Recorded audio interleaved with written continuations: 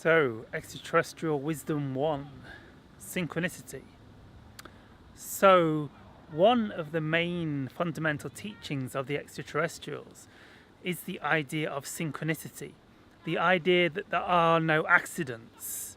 We could say there is no coincidence, of course, though coincidence is real, like two incidences happening together at the same time. So while this information hasn't been given to us for the first time by the extraterrestrials, this knowledge has been on our planet for a long time. Like in Christianity, I believe they call this serendipity. In Eastern traditions, they call it karma. The idea that we're creating our own reality. Like it reminds me of a conversation I had with my Hindu teacher once. She was teaching that everything is karma, and I sort of understood, yeah, everything is karma. We create our reality through synchronicity. We're constantly manifesting our reality within our consciousness and attracting everything to us. And then she said, even our thoughts are karma. And I was like, what, even our thoughts? And she's like, yes, even our thoughts. So our entire reality is created according to the law of attraction, the law of manifestation. And of course, the law of attraction isn't a very good term because we're not really attracting it to us. We're creating it within our consciousness.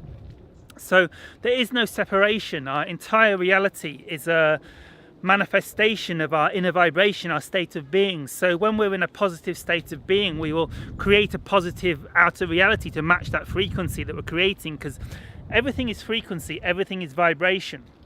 And so what's happening is, as we shift our frequency into a euphoric state, our outer reality shifts and begins to resonate on a euphoric state. And we may get synchronicities like attracting a deer into our reality, or like when we're really energized from doing a video, we might attract like runners into our reality, because they're also energized and they're having to breathe a bit harder to keep themselves running, while we're having to breathe a bit harder to hold a camera on a Joby gorilla pod. So so the idea is that we're constantly creating our reality according to our vibrational state, and this creates what Carl Jung terms synchronicity. Carl Jung was, I believe, Sigmund Freud's student, and while Sigmund Freud wasn't really interested in the spiritual expression of reality, Jung very much was, and Jung was Sigmund Freud's prodigy. And so Jung coined this term synchronicity to, I believe the definition he gave was something like two apparently unrelated incidences, but occurring, but on a deeper level, they have been created out of the physical plane. That was nothing like his definition, by the way. So what's happening? As we shift our vibration to a positive state, what are we doing?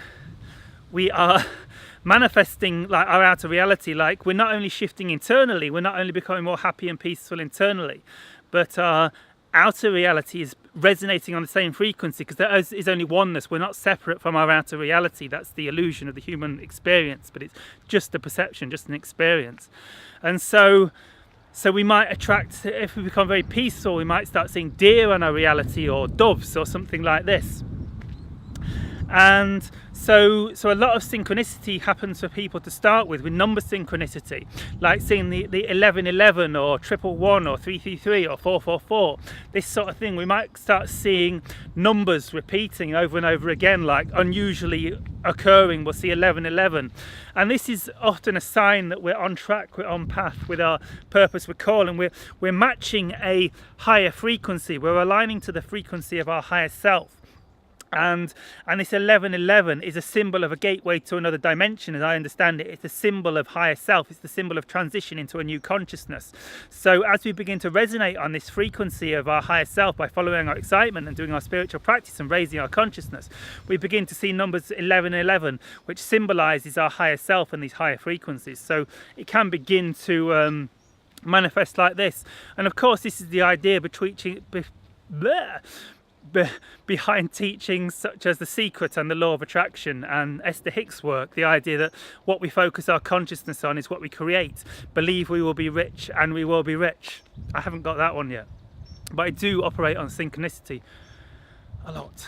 And so, and also the idea of prayer, focused intent. It was, I believe it is in the Gospel of John, don't quote me, but it's somewhere in the Bible. It says, with regards to prayer, believe it is already yours and it will be given unto you, or something along those words.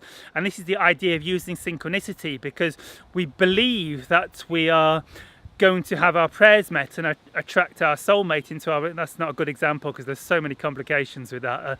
We've got all this subconscious stuff that's repelling our soulmates. So, but on a more simple, what can I use as an example? So, believe today I'm going to manifest a wonderful meal really cheap, because that's a bit easier to manifest. And so the idea of true prayer, as it's taught in the Gospel of John, I believe, is believe that this is already given unto us and it will be so. So I'm just going to believe that I'm going to attract a really delicious meal into my reality today, because this is quite plausible and quite easy, because we have to work within the limitations of our beliefs, because if we don't believe it's true, it's not going to happen. And so I will believe, and what's happening, I am creating a vibrational frequency of matching a delicious meal. And so through synchronicity, I don't know how it's going to occur. I don't know whether I'm going to buy it in a restaurant, or my parents are going to make me it, or a friend's going to invite me to dinner.